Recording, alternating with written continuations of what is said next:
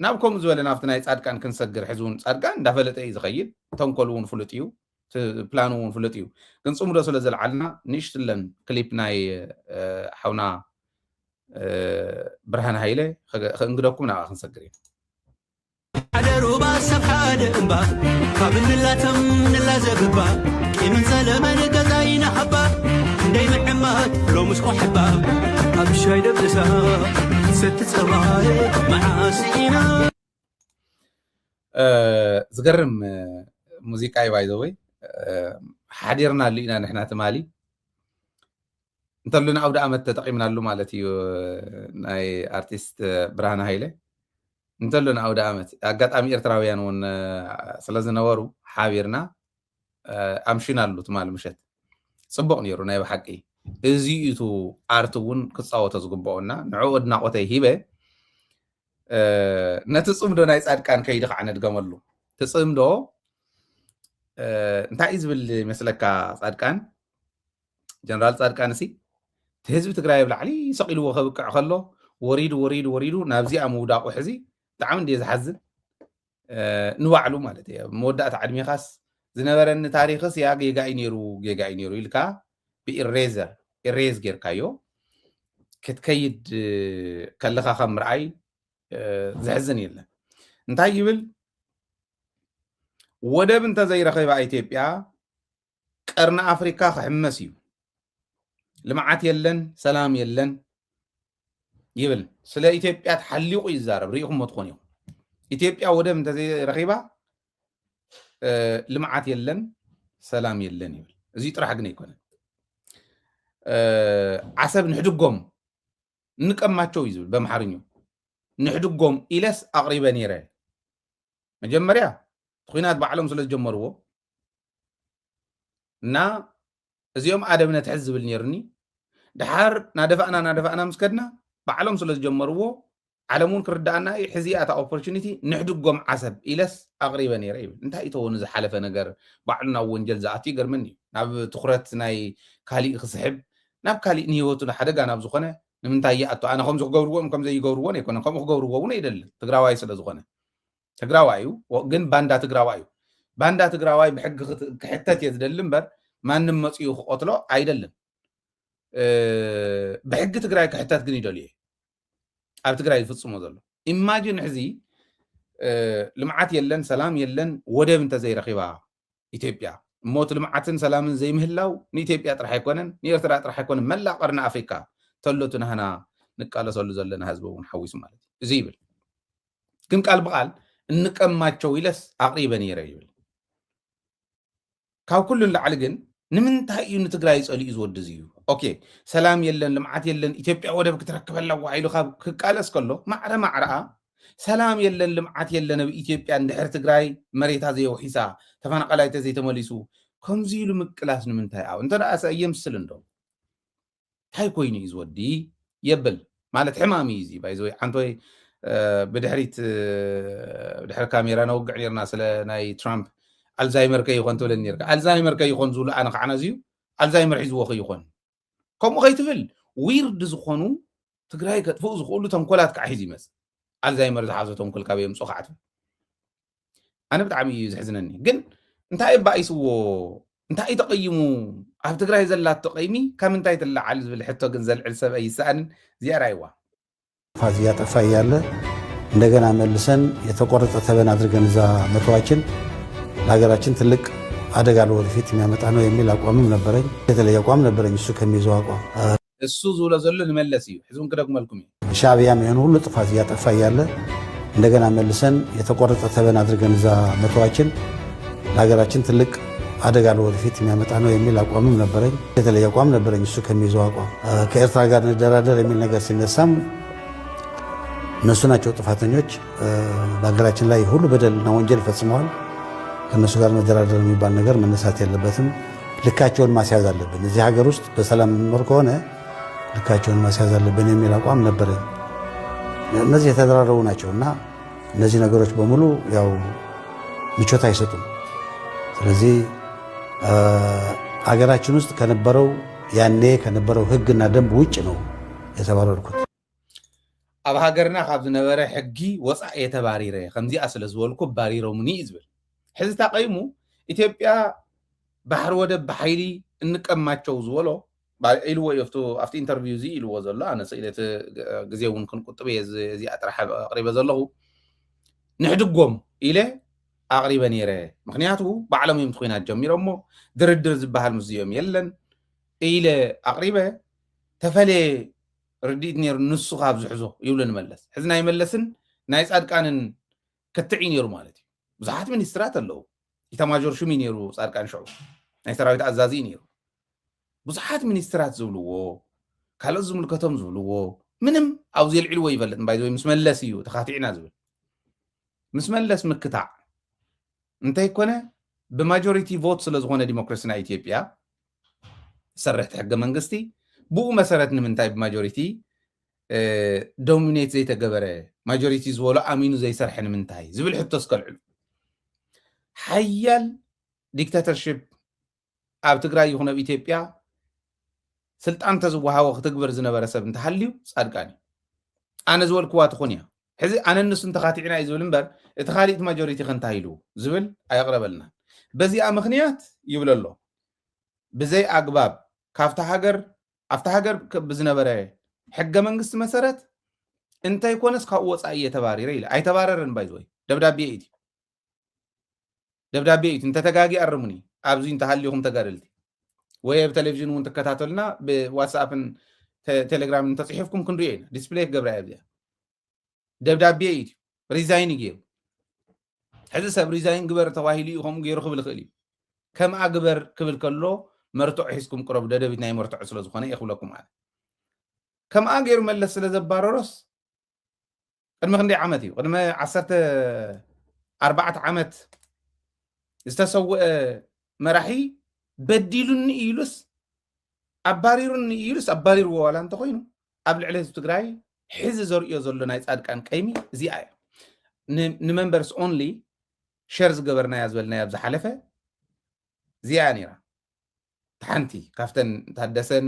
ኣብ መንጎ ታደሰን ሓየሎምን ጻድቃንን መለስን ሳሙራን ዝነበራ ኢና ኣቕሪብና ተመልከት ሕዚ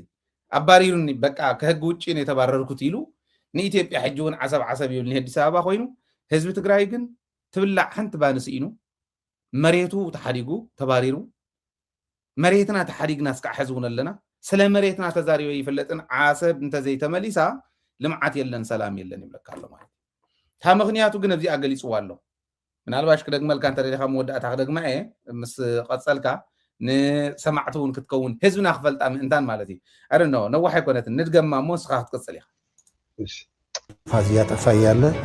እንደገና መልሰን የተቆረጠ ተበን አድርገን እዛ መተዋችን ለሀገራችን ትልቅ አደጋ ለወደፊት የሚያመጣ ነው የሚል አቋምም ነበረኝ። የተለየ አቋም ነበረኝ እሱ ከሚይዘው አቋም። ከኤርትራ ጋር እንደራደር የሚል ነገር ሲነሳም እነሱ ናቸው ጥፋተኞች፣ በሀገራችን ላይ ሁሉ በደልና ወንጀል ፈጽመዋል፣ ከእነሱ ጋር መደራደር የሚባል ነገር መነሳት የለበትም፣ ልካቸውን ማስያዝ አለብን፣ እዚህ ሀገር ውስጥ በሰላም የምንኖር ከሆነ ልካቸውን ማስያዝ አለብን የሚል አቋም ነበረኝ። እነዚህ የተደራረቡ ናቸው እና እነዚህ ነገሮች በሙሉ ያው ምቾት አይሰጡም። ስለዚህ ሀገራችን ውስጥ ከነበረው ያኔ ከነበረው ሕግና ደንብ ውጭ ነው የተባረርኩት። እዚያ አይብል ስለዚያ ታቀይሙ በዚያ ምክንያት ከዓነ ህዝብ ትግራይ ከዲዑ ሕዚ ማለት ድርድር የለን ይዝብ ዘሎ ድርድር የለን ኢለን ይረ ይዝብለካ ዘሎ ባይ ዘ ወይ ድርድር የለን ምስ አብይ አሕመድ እውን ኢሉና ነይሩ ተስታውስ እንትኾን ፋይዳ ይብሉን ተዘረቡስ እንታይ ይብል ከም ዘሎ ኤኒዌይ ቀጽል እስኪ ካልኦትኩም ክትኣቱ ትደልዩ ክትኣቱ ትኽእል ኢኹም እንታይ ሞይና ጻድቃንሲ ሓቀኛ ሰብ ተዝኸውን ነይሩ ዋይ መሓሜና ነርና ነቲ ዝሞተ ብጻዩ ኣያና ንኣና ጠቅላይ ሚኒስትር መለስ ዜናዊ ነፍሲ ይምሓሮ ግን ዝሰብዚ ናይ መጨረሻ ሸይጣን ምዃንስ ንዝሞተ ሰብ ዝወቅስ ዘሎ ምስ ግብረ መልስ ዘይህቦ ሰብ እዩ ሒዝ ንኣና ዝነገረና ዘሎ ሰብኣይ ተዝኸውን ሲ ቶም ዝሓለፉ ናይ ኢትዮ ኤርትራ ውግን ኣብነት ተይልና ሲ 20 ኣገለን ዓመት ገይሩለን ሕዚ ተያጌ ማለት እዩ 20 ዓመት ዝሓል ኣብዞም ዝሓለፉ 25 ዓመታት ወይ ድማ 26 ዓመታት እንታይ ኮይኑ እዩ ጻድቃን ኣብቲ ማሕበራዊ ሚድያ ኣብ ደገ ወፂና ኣለዎ ካብቲ ሃገር ኢትዮጵያ ሕዚ ኢትዮጵያ ትቅደም ዝብለና ዘሎ ኣረንጓዴ ብጫ ቀይ እምበር ካሊእስ ናይ ትግራይ ባንዴራ ናይ ትግራይ ህዝቢ ናይ ትግራይ ታሪክ ኣይግድሰንን ዝብል ዘሎ ሰብኣይ እንታይ ኮይኑ ሒዙ ዘምፆ ዘሎ ግን ሓንቲ ነገር ክብል ኤርትራ ሽዑ በቃ ተምሓርኛ ዝብሎ ዝነበረ ኣነ እኳ ናይ ተረድአን ሓቂ ንምዝራብ ባዕልካ ስለ ዝበልካዮ እምበር ከምዚ ከም ኣራዊት ጌርና ንመጥሎም ይገል ዓይነት ዝበለ መሲሉ ግን ንሳ ባዕልካ ትሕግዘኒ ትኽእል ኢኻ ከምኡ እንተኮይኑ ዝበሎ ዝሰማዕዎ ኣምሓርኛ ግን እሞ ድንቂ በቃ መለስ ዜናዊ ጅግንነቱ በቃ የረጋግፀልና ኣሎ እቲ ኩናት ኣድላይ ነበረን ተገይሩ ህዝብታት ሃሊቆም ልዕሊ ንሕደ ተጋጌ ልዕሊ 70,000 ብቲን ኣዩኒ ብዙሕ ኣዩኒ ውሕደ ኣይተፈለጠን ግን ኣብቲ ኩናት ኣብቲ ውግእ ተሳተፈስ ልዕሊ 70,000 መይቱ ተባሂሉ ብዓለም ተዘጊቡ እዩ እስታውሲ ኣነ ማለት እዩ ሽዑ ንሕር እዚ ኮይኑ እቲ ኩናት ጠጠው ብምባሉ መጨረሽኡ ያው ፀገም ሙሉእ ተዝፍታሕ ነይሩ ፅቡቅ እዩ ነይሩ ግን ኣብዚ ናይ መጨረሻ ለፈዋስ ምዃኑ ፃድቃን መጨረሩ ምዃኑ ፃድቃን ንሪኦ ኣለና ሰዓት እዚዩ ሂዚ እውን ህዝቢ ኤርትራስ ግደፎ ህዝቢ ትግራይ እውን ትወገኑ ንክጠፊ እዩ ዝደሊ ማለትስ እንታይ ዓይነት ፅልኢት ኣለዎ ማሕበረሰብ እዩ ኣነ ዝገርመኒ ሓደ ካልኣይ ኣብተን ሓደ ነገር ዝዛረበ ዝነበረሲ እዛ ገዋጢት ሃገር ኢትዮጵያ ሒዚ ንሱ ናይ ሮም ዕሊት ካልሲ ሓፃብ ኮይኑ ዝዛረበና ዘሎ ሲ ባሕሪ እንድሕር ዘይብላ እዛ ሃገር እዚኣስ ሰላም የለን ኢኮኖሚ እውን ክመዓየሽ ኣይኽእልኒ እቲ 27 ዓመት ሲ ወደብ ዘይሓዘት እዛ ሃገር እዚኣ ተጋሩ ተሳተፉላ እቲ ኢኮኖሚ እንድሕር ዘይተጋጌ ኣከባቢ ናብ 10% ጂዲፒ ኣቨሬጅ ዘመዝገበትሉ ዶ ይነበረና ዘመናት ኢኮኖሚ ናይ ዓለም ዶ ማዕቢላስ ፅቡቅ ደረጃ ተበፅሕ ይነበረትን ብዘይ ወደባት እቲ ወደብ ሰላም እንድሕር ናይ ብሓቂ ሕርየት ኮይኑ ኣነ ኤርትራውያን ተሓሊቐ ዘይኮነሲ ኤርትራውያን እንድሕር ኣብ ዓድኹም ውሕስ ዘለዎ ናብራ ክትነብሩ ኢኹም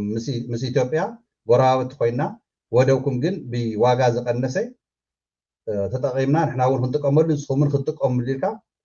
ኣብ ጠረጴዛ መፂኻ ነጎሽየት ጌርካ ተረዳዲእኻስ ኤርትራ እውን ፅቡቅ ዝኾነ ኢኮኖሚ ፅቡቅ ዝኾነ ምዕባለታት ካብ ስደት ስቃይ መከራት ዝሓለፉ ዓመታት ኤርትራውያን ፈቆዶ ባሕርታት ሂወቶም ዝሰኣኑ ፈቆዶ ሊብያ ናብ ኤውሮፓ ናብ ኣሜሪካ ካናዳ ተሰደዱ ኣብ ዓዶም ዶ መቐፀሉ ነይሮም ኢሉ ዘይሓስብ መራሒ ንምዃኑ ከምኡ እውን እቲ ኣድማይ ኩናት ተኻየደ ናይቲ ማል ረሲዑ ከምዚ ዓይነት ዘረባ ዝዛረበ ዘሎ ምስታ ናይ ኣልማዝ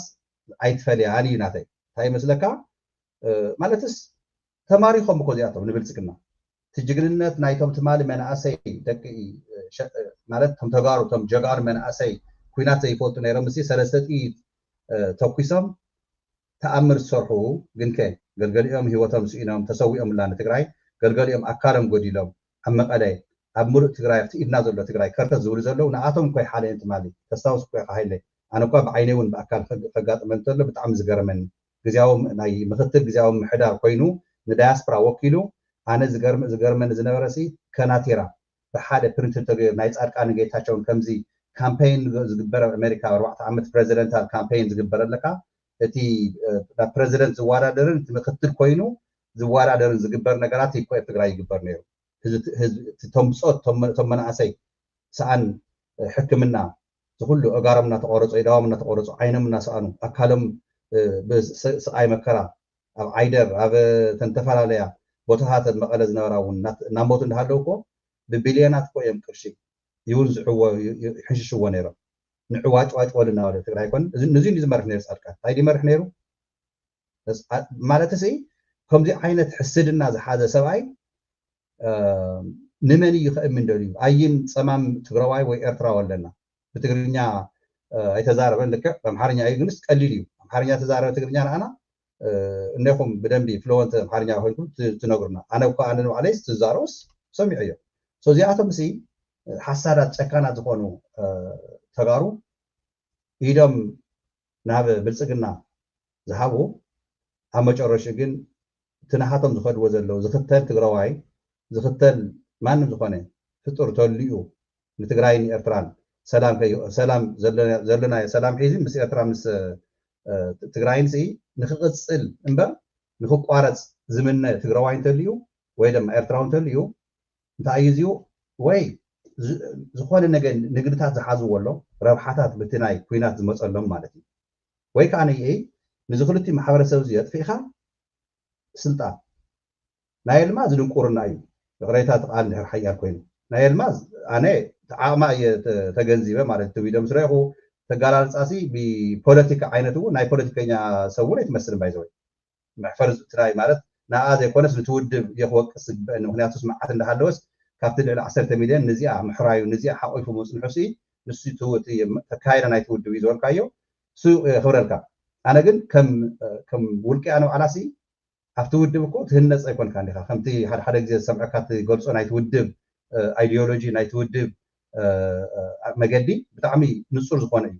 እዚ እንድሕር ተንብ ክትኽተል ኮንካ ኣካል ናይቲ ትካል እዚ እንድሕር ኮንካ ካብቶም 45 ንስ ሕሰበሉ እሞ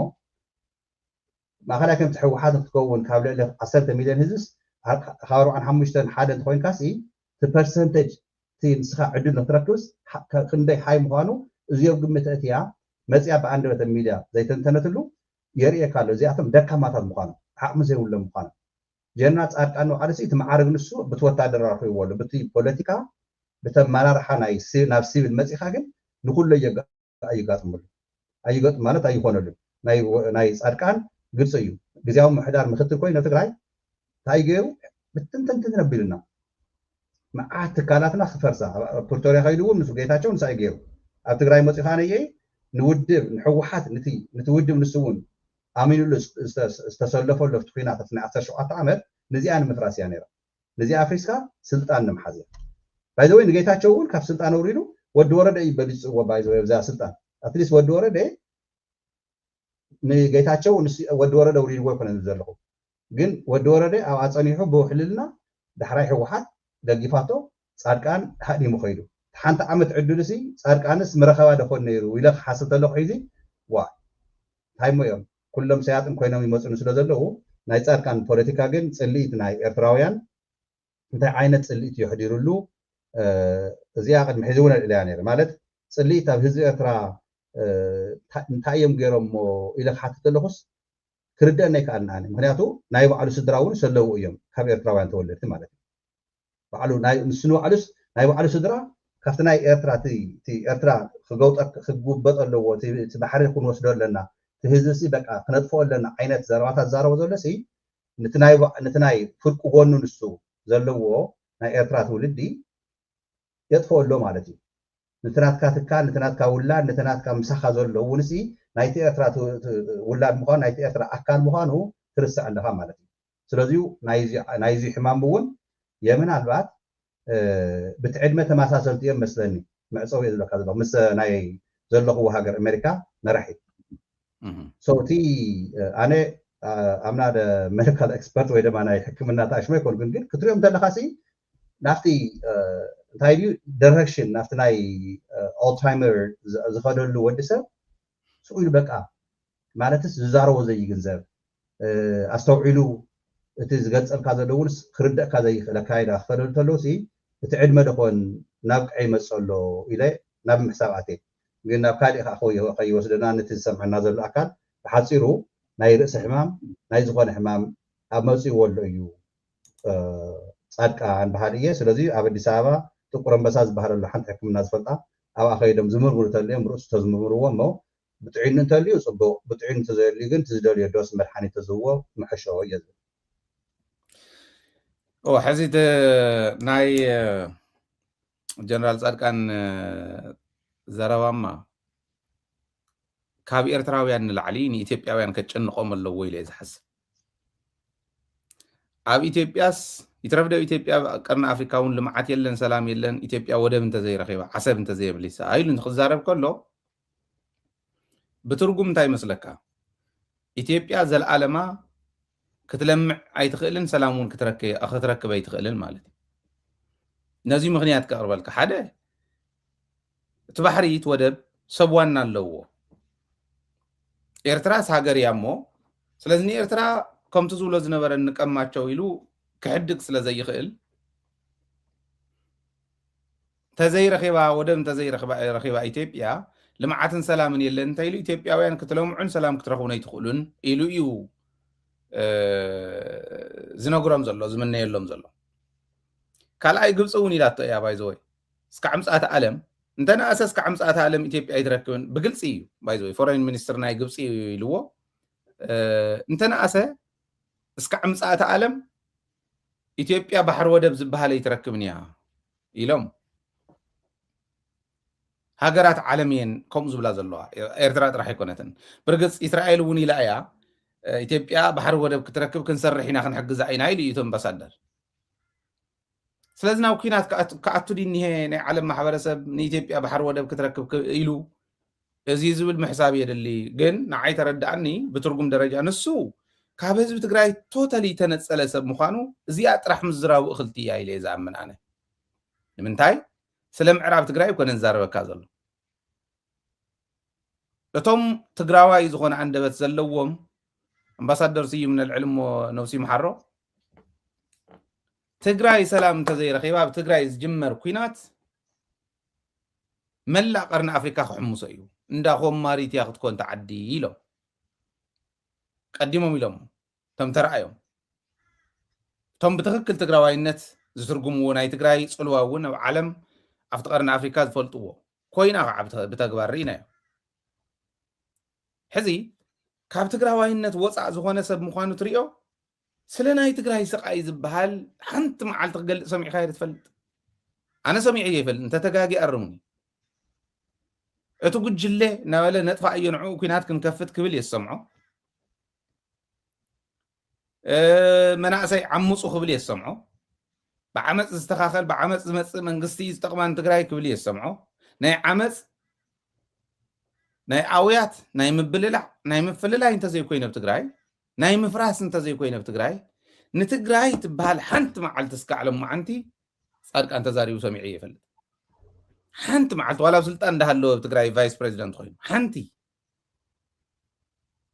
ካብ ስልጣን ወፃኢ ስልጣን ካብ ምቁፃር ወፃኢ ተዛሪቡ ነይሩ ተልኩምኒ ኣርሙን ክእረም ክእል ንኢትዮጵያ ግን ወይ ባሕሪ ወይ ሞት ኢሉ ክፍክረላ ዝኽኣለሉ ፃድቃን እንታይ እዩ እዩ ትዋና ነገር ምስርቱ ክሕስብ ዘለዎ ስለዚ ኢትዮጵያኒስት እምበር ኢትዮጵያዊ እምበር ትግራዋይ ኢልካ ትግራዋይ ክገብሮ ዝኽእል ተልእኾ ንፃድቃን ክወሃብ ስልጣን መግደፍዎ ዝኾነ ተራ ተልእኾ ሓደ ትግራዋይ ዜጋ ክገብሮ ይኽእል ኢልካ ተሓስቦ ንፃድቃን ክወሃቦ ከምዘይብሉን ከምዘይኽእልን እዩ ዘርዳእና ዘሎ ንኢትዮጵያ ግን የልማዓያስ የጥፋእያስ ኦፍኮርስ ጥፋኣት እዩ እንድሕር ባሕሪ ዘይረኺብኩም ሰብኣ ብድኽነትን ብሰላም ስእነትን ተኸክትብሉ ዋኢኹም ኢሉ ክዛረቦም ከሎ እንደም ብወንጀል እዮም ክሕዝቦ ዝግብኦም ኢትዮጵያውያን ወይለ እንታ ኮይንና ዘይንለምዕ ካብ ጉድጓድ ድኽነት ምዝሕቕ ኣቢሉ ዘውፅኦ ፖሊሲ እኮ ናይ ህወደት ፖሊሲ ነይሩ ኢትዮጵያ ኦክስፎርድ ዲክሽነሪ ተመሊስኩም ራእዩ ናይ ድኽነት ናይ ውድቀት ምልክት ኮይና ኢምብለም ኮይና ኤግዛምፕል ኮይና ተገልግል ዝነበረት ዓዲ ኣብ 22 ዓመት ናብ ካፍቶም 5 ላርጀስት ኢኮኖሚስ ናይ ኣፍሪካ ሓደ እሞ ብኣፍሪካ ደረጃ ጥራሕ ኣይኮነ ብዓለም ደረጃ ዝወዳደሩ ትካላት ዘለውዋ ብዓለም ደረጃ ካፍተን 10 ፋስትሊ ዴቨሎፒንግ ኢኮኖሚ ዘለውን ሃገራት ሓንቲ ዝገበረ ፖሊሲ ካብ ጉድጓድ ድኽነት ዘውፅእ ፖሊሲ ኮነ ኢትዮጵያ ኣልሚዕዋ ሰላማውን እስካዕ የመን ከይዳ ኣሸበርቲ ትሕዘሉ ናይቲ ከባቢ ሪፕሬዘንታቲቭ ኮይና ኣብ ዓለም ትሳተፈሉ ሰላም ናታ ኣኽቢራስ ናብ ካሊእ ሰላም ከይዳ ተኽብር ዓዲ ኮይና ኮይ ኣብ ዘይዓሰብ ርኢኻዮ ተተዓፈነ ኣነ እየ ዝፈልጥ ዝብለት ተሓሳስባ ኣብ ኢትዮጵያ ከይዱ ጥራሕ ማለት ኣብ ትግራይ ይምፃ እምበር ኣብ ኢትዮጵያ ከይዱ ይዓፍኖም ዋላ ፀገም የብልናን ክንደይናይ ዝኣክል ብብዙሕ ነገር ብብዙሕ ጥቕሚ ብግላዊ ኢጎ ዝተዓመመ ምዃኑ ናይ ዝወዲ እዚ ፖለቲካ ብተግባር የርእየና ዝብል እዩ ዘለኒ ኢትዮጵያውያን እንታይ እዮም ኩሉ ክንሪኦ ኢና